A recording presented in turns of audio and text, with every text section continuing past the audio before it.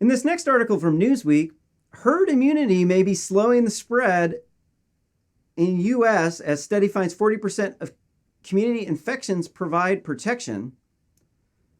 So obviously they're talking about COVID, but they didn't put it in there. It says U.S. has confirmed more than 5.4 million cases of COVID, although the true figure may be significantly higher, and recorded over 160,000 deaths. However, people may develop at least some form of immunity after infection, meaning the number of individuals who are vulnerable to the disease has, in hard-hit areas such as southern states have recently seen large spikes in infections is dropping, according to the pandemic analysis Trevor Bedford from the University of Washington. Quote, I wanted to discuss the degree to which population immunity may be contributing to the curbing COVID-19 in Florida, Arizona, and Texas, where recent surges have resulted in substantial epidemics. End quote. Bedford wrote in a series of tweets, quote, after increasing dramatically in June and July, case counts in Florida, Arizona, and Texas began to subdue. Quote, I believe that substantial epidemics in Arizona, Florida, and Texas will leave enough immunity, insisting that COVID-19 has been controlled.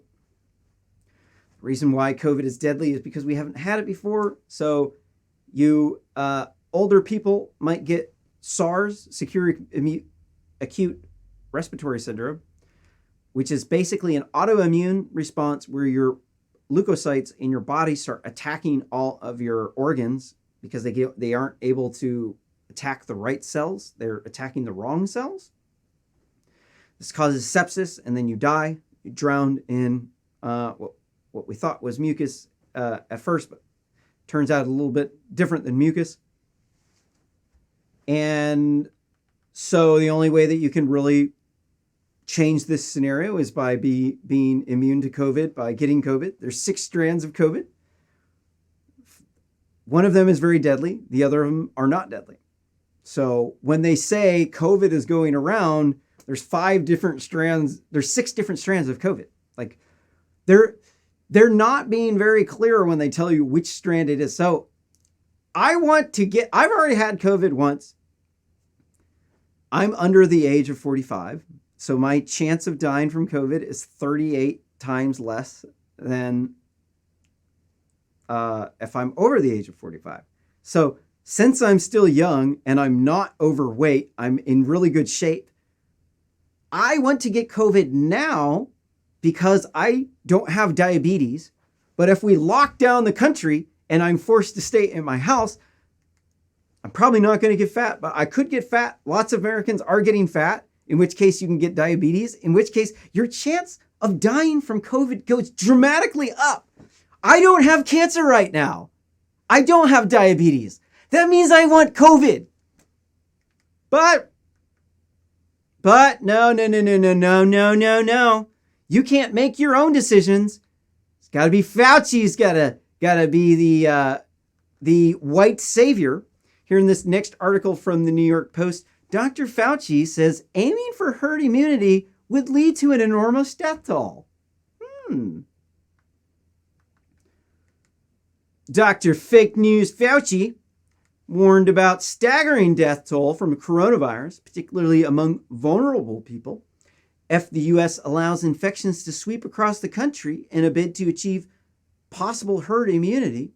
Quote, if everyone contracted it, even with the relatively high percent of people without symptoms, a lot of people are going to die, and quote, the nation's top infectious disease expert said in a live Instagram session on Thursday. The actor Matthew McConaughey, it was with actor Matthew McConaughey. Quote, if you look at the United States with our epidemic of obesity, as it were, with numbers of people with hypertension, with the number of people with diabetes, with everyone infected, the death tolls would be enormous and totally unacceptable, said Fauci, 79, director of the National Institute of Allergy and Infectious Disease.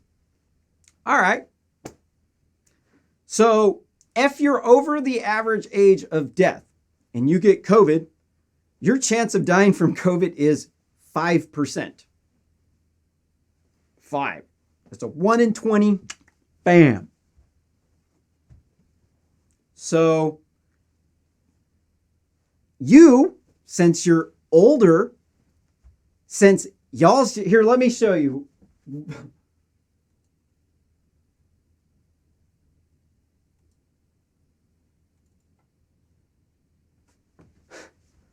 Okay, this is irritating. This is irritating as fucking piss, dude. Here is, you're seeing a graph of the wealth by age. Here's $1 trillion, and here's the, from, what was this, 1990? 1990 up to 2018. And so you can see down at the bottom is the under 48 crowd. I'm in that one. You can see that one's stayed pretty much the same. And then you can see that these older people have hella cash. These old people are banking. They got so much money, they don't know what to do with it, dude. They're the richest people in the world. Richest people in the world. 50% of the people who are dying from COVID are over the average age of death. So they're up here, right? Here's the other group of people that are at risk. This group of people, they have enough money that they can sit at their house. They can be in quarantine until they die. Literally, till they die, they're stocked up, ready to sit in their house until they're dead. Fauci's a fucking idiot. Get that dude the fuck out of there, dude. Dude's straight up dangerously fucking stupid. All of these scientists are brainwashed as fuck right now, man. This stuff should be fucking obvious. It's completely obvious to those people who actually have to suffer through this shit. But Fauci is one of these ivory tower liberal motherfuckers that sits up top the ivory tower telling you policies. Oh no, it's okay if your house goes into foreclosure, if your business closed, if your kids suffer in school and have to be poor for the rest of their lives, kill themselves from having to be in lockdown. That's just perfectly fine. No, some old person who has a bunch of money, they need to be able to have free movement everywhere. So we need to fuck everybody else's life up. And then meanwhile, all these people who are at risk are sitting at their fucking house, dude. They're sitting at their house, fucking pretending like it's going to be the last thing they do if they ever walk outside. They're not even going outside. These Democrats are fucking idiots, dude. Fauci's a fucking idiot. Dude's so fucking stupid. He is literally as stupid as Mr. Magoo.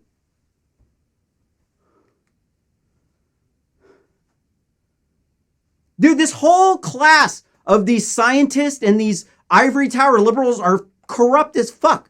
They've all drank the Kool-Aid.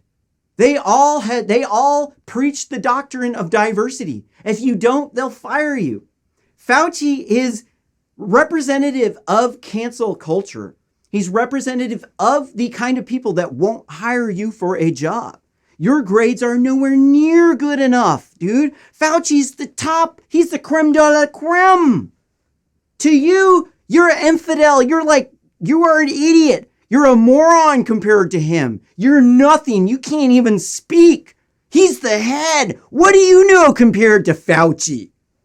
Fauci knows everything about COVID, right? Fauci was the person who figured out you could flip COVID patients on their stomach and it boosts their chance of living by the oxygen content from 85 to 96%.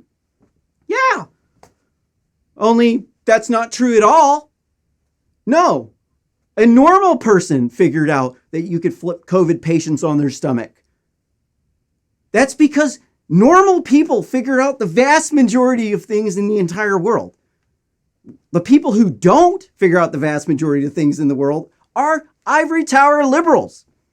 Not these scum-sucking scientist class that 86% of them vote for Democrats, that they all look at all of their data through a lens, a biased political lens, where everything is based upon some batshit crazy nonsense going through their head from all the antidepressant anxiety pills that they're taking, the Zoloft and freaking whatever the hell else they're doing, the other drugs.